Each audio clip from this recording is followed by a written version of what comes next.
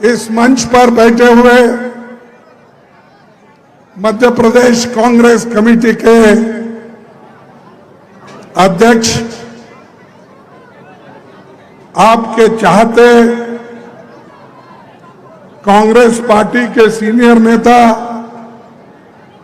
श्री कमलनाथ जी, CLP leader Govind Singh ji, Shri Digvijay Singh ji, Shri पुरिया जी, श्री सुरेश पचौरी जी, अरुण यादव जी, कमलेश्वर पटेल जी, राजमणि पटेल जी, सज्जन वर्मा जी, Shrimati Shobha Ojha ji, Gurdeep supple, मेरे साथ आए हुए झा जी, जिला अध्यक्ष आनंद अहिरवार जी, शहर अध्यक्ष राजकुमार पचौरी और यहाँ के विधायक और स्थानीय लीडर श्री तरवर लोधी जी, श्री हर्ष यादव जी, सारे एआईसीसी के सदस्यगण, पीसीसी के सभी नेतागण और मीडिया के मेरे दोस्तों, अभी आपने अध्यक्ष जी का तकरीर सुना है। कमलनाथ जी जो कहते हैं वो करके दिखाते हैं, तो इसीलिए उनका नाम नाथ है आखिरी में। कमलनाथ, कमल को मैं छोड़ देता हूं लेकिन नाथ को पकड़ता हूं। नाथ मीन संत। ये नाथ पंथ जितने भी हमारे धर्मों में हो गए वो लोगों की सेवा करने के लिए हो गए, कमल नहीं। कमल सिर्फ वो बीजेपी में है, नाथ हमारे लिए है। तो ये नाथ को आप जिताना है और कांग्रेस पार्टी का नाम रोशन करना है। भाइयों, ये तो जमीन क्रांति वीरों की है और दान वीरों की धरती है, पर इस विशाल जनसभा को देखकर मुझे बहुत खुशी हो गई है। इतना बड़ा जनसागर चुनाव के वक्त आना ये बहुत बड़ी बात है। इसलिए मैं यहां सागर के सभी नेताओं को और जनता को, मां बहनों को मैं बधाई देता हूं। बुंदेलखंड इलाका इसकी आन बान और शान के लिए बड़ी मशहूर है, बलिदान की भूमि है। आजादी के आंदोलन में शहादत देने वाले नायकों की श्रद्धांजलि हम सबको देना है। बुंदेलखंड केसरी महाराजा छत्रसाल, महारानी लक्ष्मीबाई, वीरांगना झलकारी बाई को भी मैं श्रद्धांजलि देता हूं। इसके साथ साथ 17 साल की उम्र में 1942 के आंदोलन में तिरंगा फहराते शहीद हुए साबूलाल जैन के योगदान को भी मैं नमन करता हूं, जिनके नेतृत्व में भारत का संविधान बना। वो मध्य प्रदेश में ही डॉक्टर बाबा साहब अंबेडकर महू में पैदा हो गए। ये भी बहुत बड़ी, यानी हर संत रविदास से लेकर बाबा साहब अंबेडकर जो गरीबों के बारे में सोचने वाले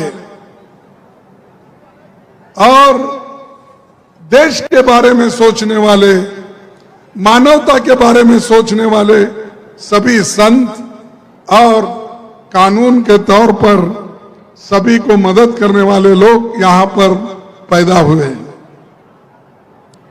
जिनके नेतृत्व में भारत का संविधान बना। और आज हम लोग उसकी रक्षा के लिए ठहरे हैं, क्योंकि चंद लोग संविधान को बदलने की भी कोशिश कर रहे हैं, लेकिन वो तो हो ही नहीं सकता, इसलिए कि देश के 140 करोड़ लोग उसके संरक्षण में जिंदा है, सपोर्ट करते हैं।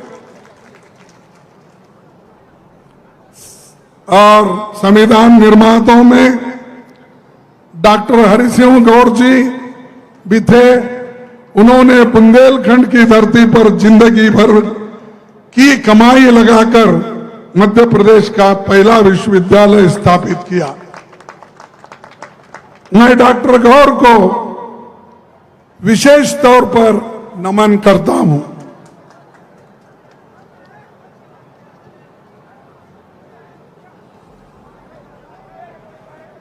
मोदी जी, संत रविदास जी सिर्फ चुनाव में याद आए मोदी जी को।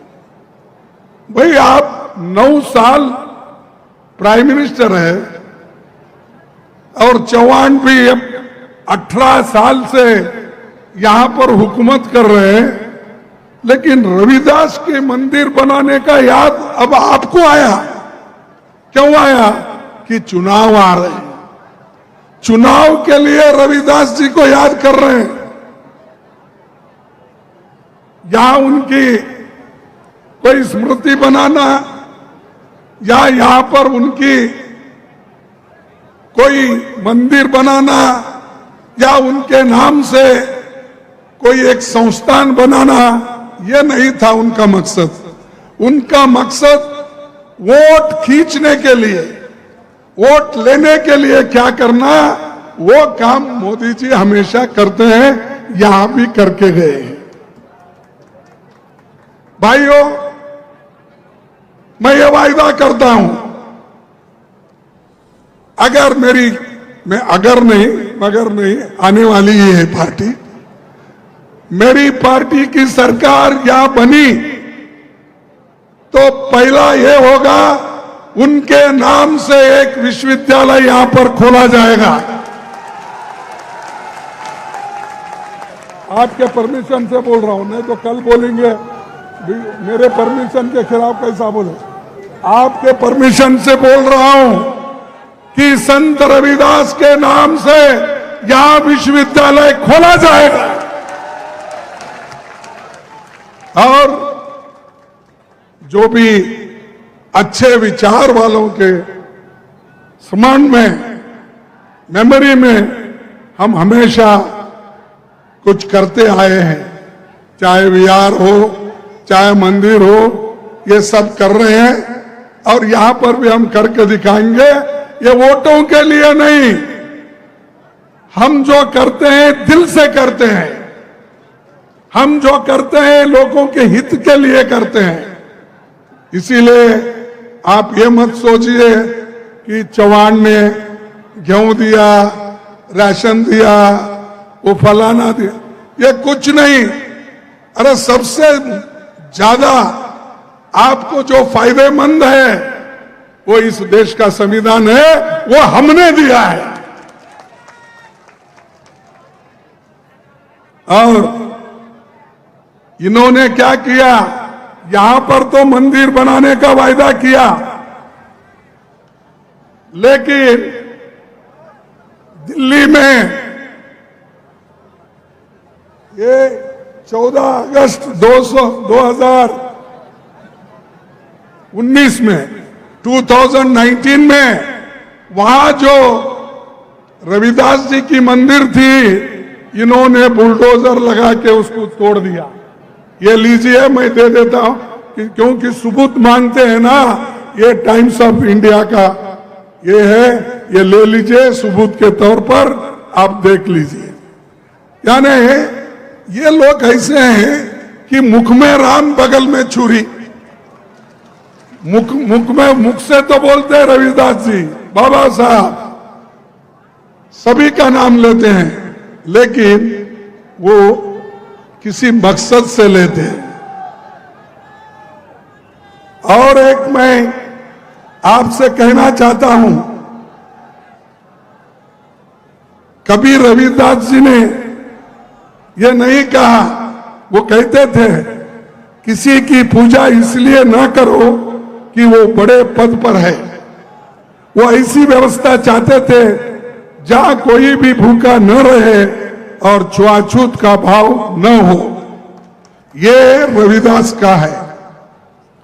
और उन्होंने ये भी कहा, ऐसा चाहूं राज में, ऐसा चाहूं राज में मिले सबनों को अन्न, मिले सबन को अन्न, छोटे बड़े सब राम, छोटे बड़े सब सम बसे, रविदास रहे प्रसन्न। तो ये रविदास का कहना है, कोई सिर्फ पूजा करने से सब कुछ होता है नहीं, लेकिन मैं चाहता हूं, उन्होंने कहा सबको मिले अन्न खाने के लिए, पेट भरने के लिए, सबको सम्मान मिले, और उसी से रविदास प्रसन्न होते हैं और किसी से नहीं। तो ये रविदास जी का कहना है। लेकिन ये लोग, जैसा कि अभी हमारे कमलनाथ जी ने कहा कि भाई यहां पर नंबर 1 बहुत से चीजों पे है, वो मैं दोहराना नहीं चाहता। और लड्डा जी नहीं, सॉरी, हमारे शाह आए थे शायद यहां पर, और उन्होंने आकर हमको 53 साल का रिपोर्ट मांगा है। मैं 53 साल का रिपोर्ट देता हूं, हमने क्या किया, मेरे पास है आंकड़े, मैं बाद में बताऊंगा आपको, थोड़ा सा आप समय दीजिए मुझे।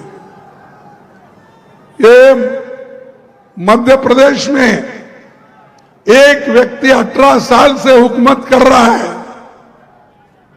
अभी भी पिछड़ा हुआ है। अरे तुम 30-30, अब मोदी जी 13.5 साल गुजरात में हुकूमत किए, और यहां पर दिल्ली में आकर अब 10 साल होने आ रहे हैं, तो कितने हो गए? 24 साल, 24.5 साल हो गए। 24.5 साल, यानी कांग्रेस को कहते हैं 53 साल करे हुकूमत, उसका आधा तो मोदी किया, लेकिन क्या किया? जाओ गुजरात में, बच्चे आज जो पौष्टिक आहार के लिए कमजोर है, वहां सबसे पिछड़ा हुआ अगर राज्य है पौष्टिक आहार में, वो गुजरात में है। वो क्या यहां आकर मध्य प्रदेश में कहेंगे?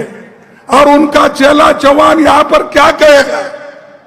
अरे आप कुछ कर नहीं सकते तो दूसरों पर उंगली उठाते हो। हमने जो किया वो सबके सामने है। गौर ने जो किया विश्वविद्यालय का काम, ये मोदी ने किया? क्या मोदी के वक्त में हुआ? आप बताइए। तो ये मैं यही आपसे बताना चाहता हूं कि बीजेपी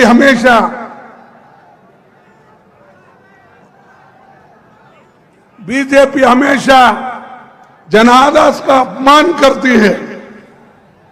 देखिए, मध्य प्रदेश हम जीते, हमारी बहुमत थी, हमारे मुख्यमंत्री कमलनाथ जी थे, सारे मंत्रीगण भी है, दिग्विजय सिंह जी भी है, गोविंद सिंह जी भी है, बहुत सारे नेता यहां पर बैठे हुए हैं। अरे हम जीता, लोकतंत्र के उसूलों के अनुसार मध्य प्रदेश कांग्रेस जीता, लेकिन उसको छीन लिया किसने? किसने छीना?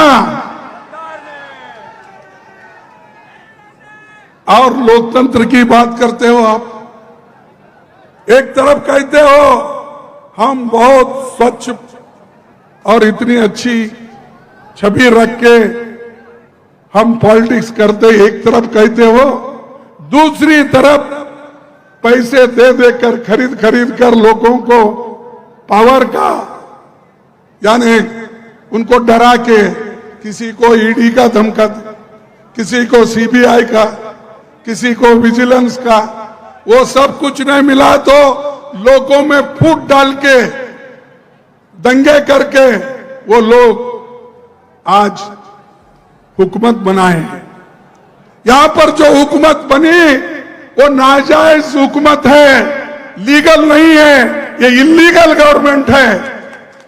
लोग उनको चाह कर यहां नहीं बिठाए, हमारे एमएलए को चोरी करके लेके गए, क्योंकि देश है और दुनिया में ऐसा होता है, अच्छे लोग भी होते हैं, चोर लोग भी होते हैं। इसीलिए वो चोर शब्द आया है डिक्शनरी में जो चोर शब्द आया है वो भी यानी अच्छों के साथ बुरे लोग भी हैं। तो उनको सब लेकर आज आपने यहां हुकूमत चला रहे हैं और दूसरी तरफ कहते हो कि हमारे छवि के ऊपर, हमारे उसूलों के ऊपर हमने सरकार बनाए हैं और उठते ही कांग्रेस को गालियां देते। जब कभी मैं समझता हूं मोदी जी को और यहां पर चौहान को कांग्रेस को गालियां दिए बगैर उनको खाना हजम नहीं होता। वो हमेशा बोलते रहते कांग्रेस ने क्या किया 70 साल में। अरे हम कुछ किया है इसलिए तो तुम प्रधानमंत्री बने, नहीं तो नहीं बनते थे। हमने संविधान बचा के रखा, लोकतंत्र को बचा के रखा, इसीलिए तो आप उस कुर्सी पे बैठे। चौहान को भी वही मिला। अगर ये नहीं होता ना चौहान आते, ना शाह आते, ना मोदी आते, या अपने घर में ही बैठना पड़ता था। तो हमारी देन है। आजादी के लड़ने वाले कौन लोग हैं? क्या उस वक्त मोदी जी पैदा हो गए थे? शाह पैदा हो गए थे? इतनी बड़ी बड़ी बातें करते हैं कि आजादी तो हम लाए, लोकतंत्र हम लाए, संविधान हमने बनाया, फिर भी हमको पूछते हैं आपने क्या किया। हम करने के बाद ही सब कुछ आपको मिल रहा है। तो भाइयों आप किया है, क्योंकि अच्छे अच्छे लोगों को पकड़ के ईडी का आपने डर दिखा के अपनी सरकारें बना ली। जैसा मध्य प्रदेश में सरकार बना वैसा ही कर्नाटक में भी बना ली।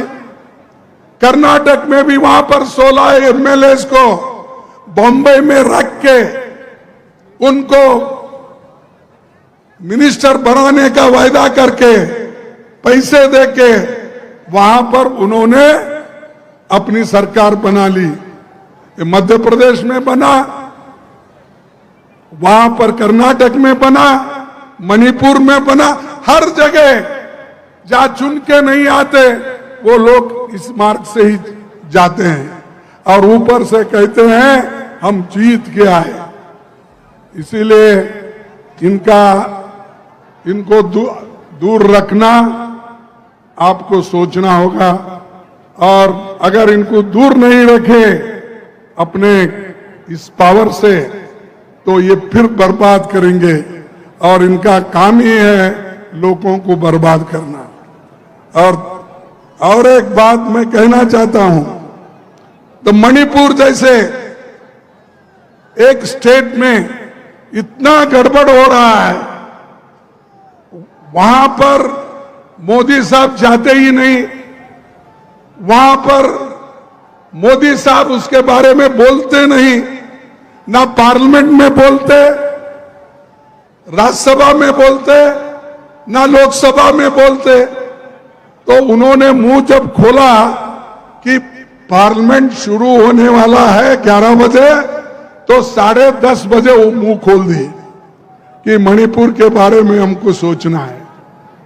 अरे एक देश का प्रधानमंत्री 3-3.5 महीने से वहां पर दंगे चल रहे हैं, औरतों का रेप हो रहा है, नंगे फिरा रहे हैं, तो मोदी चुप्पी साधे।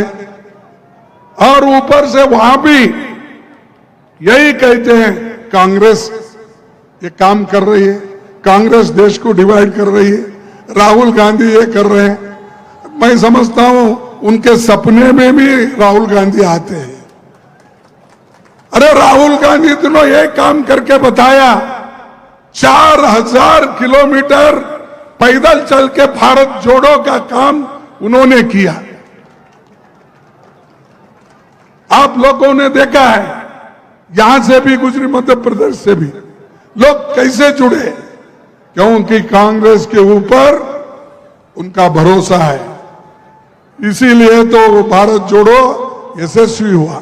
वो काम करे तो भी कांग्रेस को टीका करते रहे बीजेपी वाले, और भ्रष्टाचार के बारे में तो बोले। वहां पर तो कर्नाटक में 40% थी, और यहां कितना परसेंट है उनको ही मालूम।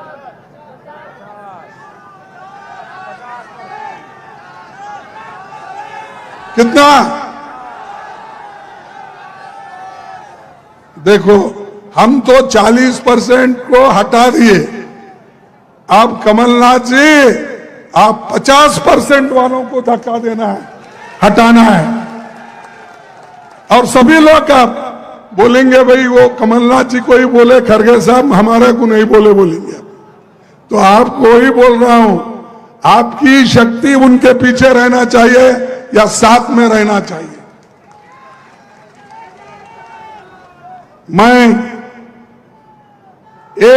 हम तो किसी के खिलाफ किसी को बदला लेने का नहीं सोचते। हम हमेशा सबको अच्छा करते हुए आए हैं। और एक बात मैं कहना चाहता हूं, बाबा साहब एक बात कहे थे, बदला लेने की नहीं, बदलाव लाने की जरूरत है। ये ऐसा हमको किसी से हम बदलाव नहीं, उनको हम कोई द्वेष दृष्टि से नहीं देखेंगे, लेकिन वो छोड़ रहे नहीं हमारा पीछे। द्वेष के साथ हमारे लोगों को सताना, हमारे लोगों को बर्बाद करना, उनको जेलों में भेजना, ये काम वो कर रहे हैं।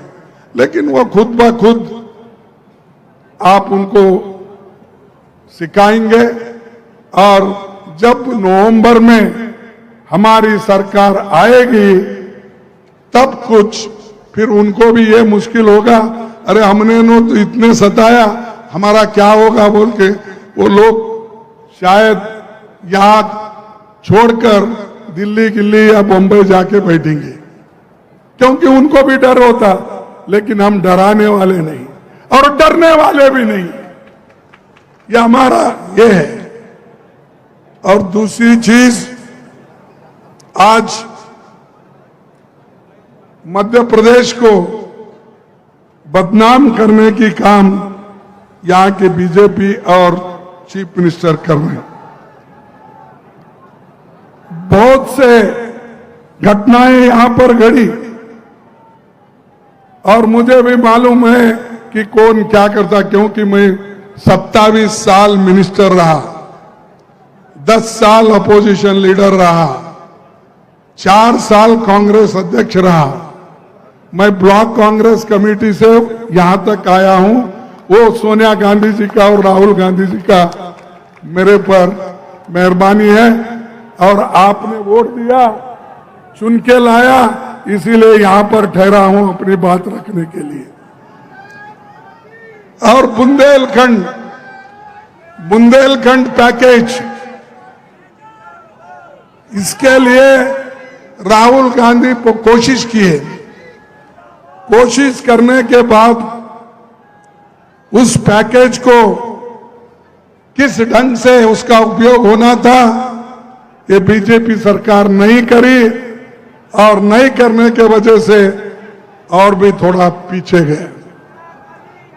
और पैकेज जब देते हैं, अरे उसको ठीक ढंग से लागू करना यहां काम उनका है, और जो दिया हुआ पैसा भी अगर ठीक ढंग से खर्च नहीं होता तो ये समझिए कि इनको लोगों के हिफाजत में, लोगों के भलाई में उनको कोई आशा नहीं है।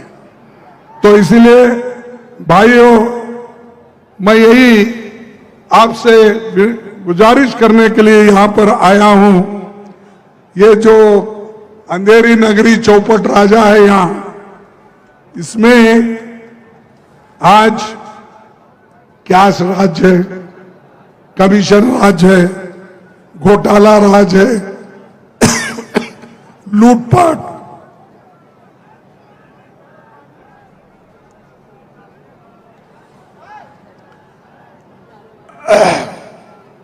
लूटपाट हो गई। ये प्रदेश तरक्की नहीं करेगा।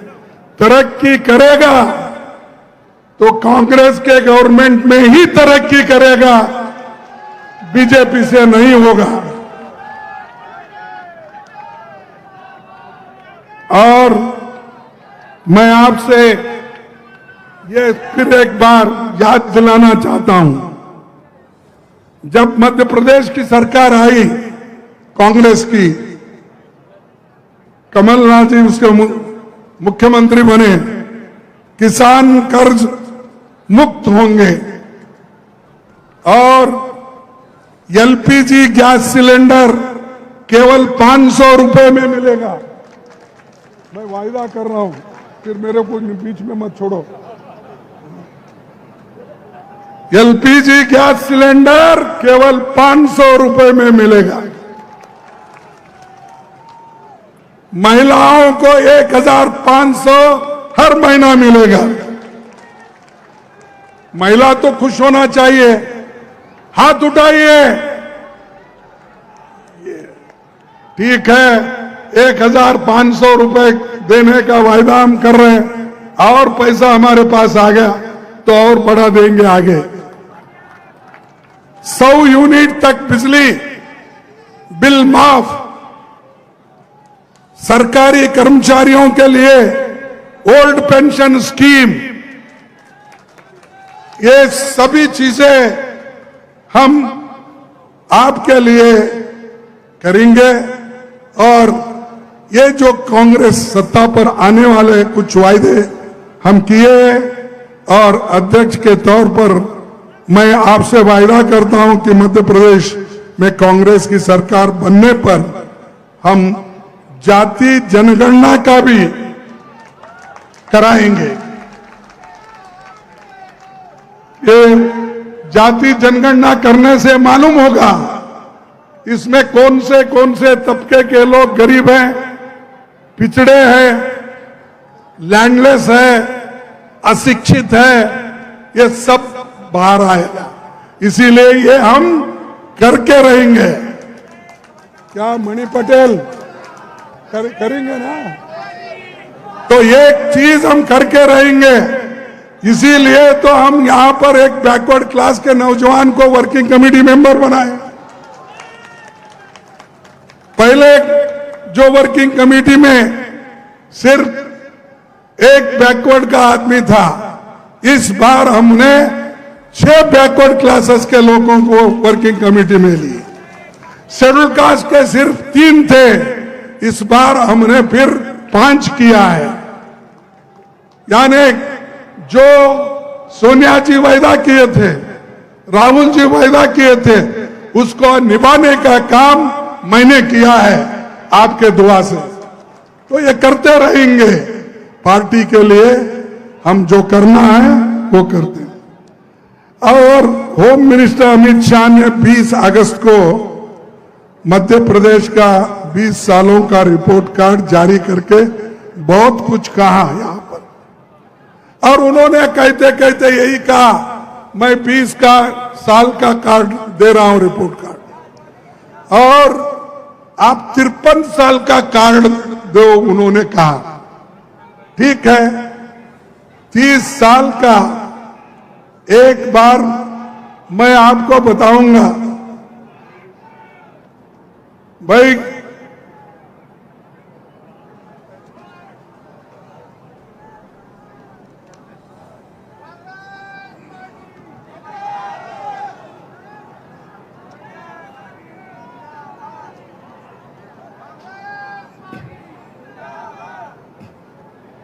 ये तो मैं आपको रिपोर्ट कार्ड दूंगा।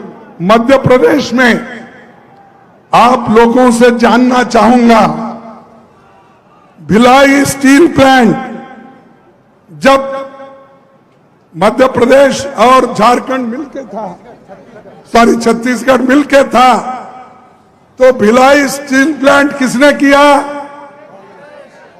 ये रिपोर्ट उसको दे दो। इंदिरा सागर डैम किसने बनाया? फिर ये भी रिपोर्ट उसको करो। आईआईटी इंदौर, आईआईएम इंदौर किसने बनाया? एम्स भोपाल किसने बनाया? Maulana Azad national institute of technology किसने बनाया? रानी लक्ष्मीबाई इंस्टीट्यूट ग्वालियर किसने बनाया? चंबल घाटी प्रोजेक्ट किसने बनाया? ये सब रिपोर्ट उसको दे दो। बाकी का डिटेल रिपोर्ट है मेरे पास, समय की कमी होने की वजह से पूरा तो नहीं बोल सकता, लेकिन थोड़े और उसमें से भी बोलूंगा। अरे ये मेरे बड़ा बड़ा रिपोर्ट है, लोगों की जिंदगी बनाने का, लोगों को एम्प्लॉयमेंट देने का, लोगों को बुद्धिजीवी बनाने का, ये हमारा काम है। हम सिर्फ आकर तकरीर करके जाने वाले नहीं हैं। पंडित जवाहरलाल नेहरू जी से लेकर राजीव गांधी तक हमने क्या किया, ये सब दुनिया को मालूम है। और तुम झूठ बोलकर लोगों को गुमराह कर रहे। 2 करोड़ नौकरियां दूंगा। भाई 2 करोड़ कौन बोले? मोदी जी बोले 2 करोड़ नौकरियां, बोले तो 18 करोड़ नौकरियां दिए क्या आपको? कैसा नहीं, झूठ बोल रहे हैं। क्योंकि प्रधानमंत्री होके उन्होंने 140 करोड़ जनता का नुमाइंदगी करते हैं, क्या वो झूठ बोलते हैं? मैं समझता हूं आप 2 करोड़ नौकरियां, 18 करोड़ नौकरियां लेकर आप झूठ बोल रहे हैं। या तो आप झूठ होंगे या तो वो झूठ होंगे। कौन झूठ है? मोदी। 15-15 लाख हर एक के जेब में डालूंगा बोले, मिले क्या आपको? अरे ये तो प्रधानमंत्री झूठ कैसा बोलता भाई? ये तो प्रधानमंत्री बोले सो बात है, तो प्रधानमंत्री झूठ है, झूठ है। और किसानों का दाम, अरे गप बैठो भाई, तुम क्या वो खुद ही दिखाते अपने, उसीलिए तुम बोलने की जरूरत ही नहीं। 2 और उन्होंने वहां किसानों का दुगना दाम मैं करूंगा, आमदनी दुगनी करूंगा। किसानों की आमदनी दुगनी हो गई है। अरे जोर से बोलो या मत बोलो, दुगनी नहीं हुई। ये किसने बोला था? मोदी ने बोला था। ये सच है झूठ है? झूठ है। फिर ऐसे को मध्य प्रदेश में वोट मिलेगा? और ये इसके अलावा बहुत से चीजें ऐसे ही झूठ बोल बोलकर उन्होंने अब वोट लिए हैं, लेकिन अब इस बार वो झूठ नहीं बोल सकते, लोग झूठ सुन नहीं सकते। और मध्य प्रदेश के लोग, यानी ये तो हमारा ये हार्ट है, आत्मा है, क्योंकि ये मध्य प्रदेश बीच में है। उधर कन्याकुमारी से लेकर कश्मीर तक जाएंगे तो ये बीच में का है। तो इसीलिए मैं आपसे यही निवेदन करता हूं कि जो लोग झूठ बोलते हैं उनके साथ मत जाइए, उनके झांसे में मत आइए भाइयों। और एक बात मैं आपको बताना चाहूंगा कि मध्य प्रदेश में 18 साल के बीजेपी के मिसरूल के बाद कांग्रेस सरकार कमलनाथ जी के नेतृत्व में बनी। उसने गरीब और कमजोर तबकों को, किसानों को और हर क्षेत्र के लिए काम किया। 27 लाख किसानों का कर्ज माफ किया। 27 लाख किसानों का कर्ज, अरे आपके मुंह से नहीं आ रहा, कर्ज तो माफ कर लिए। ओबीसी को 27% आरक्षण दिया नहीं। उसके बाद 100 यूनिट बिजली का उन्होंने 100 रुपए में दिया। बुजुर्ग, विकलांग, दूसरी श्रेणी के पेंशन में 4 गुना बढ़ोतरी किया। कन्या विवाह राशि को 51,000 रुपए दिया। युवाओं को रोजगार और निवेशन पर उन्होंने जोर लगाया। और अमित शाह जी से पूछना चाहता हूं, आदिवासी युवक के मुंह पर पेशाब करने वाला किस पार्टी का आदमी है? अरे यहां पर आदिवासियों को, अस्पृश्यों को, शेड्यूल कास्ट की हिफाजत नहीं कर सकते, उसके मुंह में बीजेपी का आदमी अगर अपना मूत्र डालता है, ये लोग उसको पवित्र करने के लिए उसका पैर धोते हैं। अरे पैर धोने से उसके मुंह में जो मूत्र गया वो बाहर आता है। उसको जो आपने इंसल्ट किया, उसका स्वाभिमान को धक्का लगाया। ऐसे शाह है, मोदी की जो कहना है, और चौहान जो उसके पैर धो के पूजा करते हैं, अच्छा टावेल की वेल ला के उसको साफ करते हैं, अब टीवी में देखा होगा। और ऐसे लोग हुकूमत को संभालने के बजाय यहां पर ऐसे हरकतें होते रहती है, लेकिन उधर ध्यान नहीं देते। तो मैं दोस्तों आपसे यही कहूंगा, दलितों के मकान यहां टूट गए और बहुत से जमीन उनके निकल चले हैं। तो आप लोग, एक ही बात मैं कहना चाहता हूं कि आप सभी मिलके एक होकर, सबसे ज्यादा यहां पर गरीबी है, बेरोजगारी है और ये सब कुछ है, इसको निकालना होगा। तो कांग्रेस पार्टी ही कुछ कर सकती है।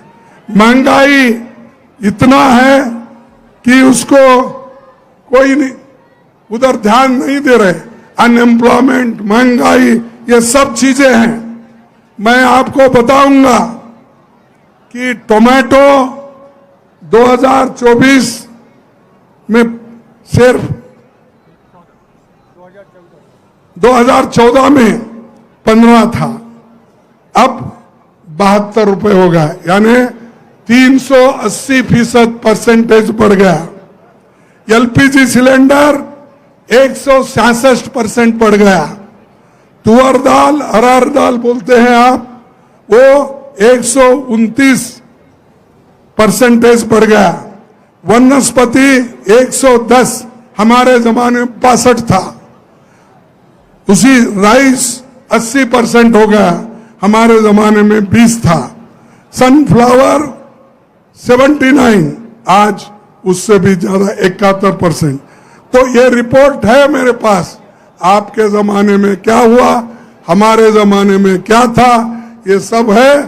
शाह साहब अपने एजेंटों के थ्रू को ही तो है, यहाँ पर के सीबीआई के लोग उनके बैठे हुए रहते, उधर आईबी के लोग बैठे हुए, लिख लेके वो शाह जी को बताओ, ये रिपोर्ट कार्ड खरगे साहब ने सागर में दिया है।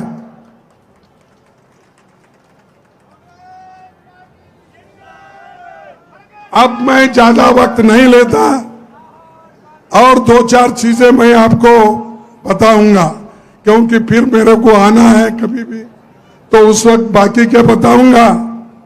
तो बार बार वो जो कहते हैं, उसी लिए मैं यहां पर बोलने के लिए ठहरा था। आजादी के पहले लिटरेसी रेट यानी लिखना पढ़ना क्या था? देखो 18% था, 18.3 था 1951 के पहले। आज क्या है? 13-14 में 74% हुआ। ये हमने किया। 18 से 74 तक लेके गए, फिर भी हमको पूछते तुमने क्या किया? ये किए हम। उसके बाद जो छोटे बच्चे 1000 को 165 मरते थे, लेकिन उसको हमने घटाकर 13-14 में 38 हो गए। और महिलाएं सिर्फ 7% महिलाएं पढ़ी लिखी थी, लेकिन हमारे जमाने में 13-14 में 65% हमने किया। फिर भी हमको पूछते क्या किए? ये किए। पढ़ाने का काम किए, पौष्टिक आहार का काम किए, और लाइफ 32 साल की एवरेज उम्र थी उस वक्त। मरने वालों की संख्या ज्यादा थी और 32 साल एवरेज लाइफ था। तो आज 13-14 में ये 70 साल बना। ये सब देखते नहीं क्या शाह और मोदी? फिर भी हमको पूछते हैं तुमने 70 साल में क्या किया? अब 53 साल को आए हो, पहले 70 बोलते थे, अब 53 साल में क्या किया? ये सब हमने किया है। और इसीलिए मैं, चाहे वो प्राइमरी स्कूल्स हो, हाई स्कूल्स हो, सब सेंटर्स हो, बहुत से काम हमारे हैं। मैं और एक मीटिंग में बताऊंगा।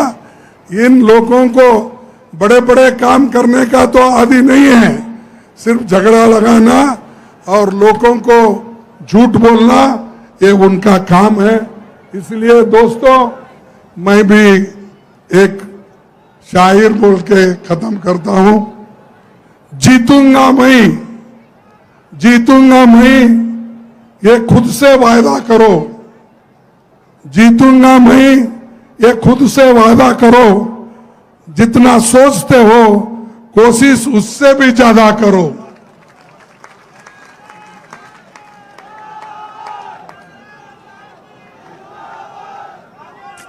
तकदीर भी रूठे पर हिम्मत नहीं टूटे। तकदीर भी रूठे पर हिम्मत ना टूटे। मजबूत इतना अपना इरादा करो। और भाइयों, हर कामयाबी पे आपका नाम होगा। हर कामयाबी पे आपका नाम होगा। आपके हर कदम पे दुनिया का सलाम होगा। मुश्किलों का सामना हिम्मत से करना, मुश्किलों का सामना हिम्मत से करना, तो देखना एक दिन वक्त भी आपका गुलाम होगा। धन्यवाद। जय हिंद। जय हिंद। जय हिंद। जय हिंद। जय कांग्रेस।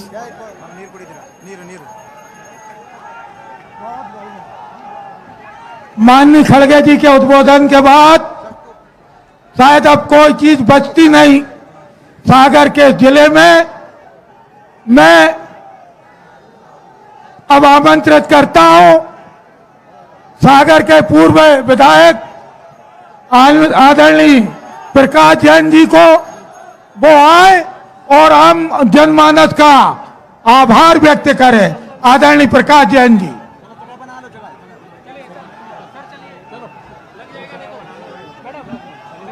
कर दो।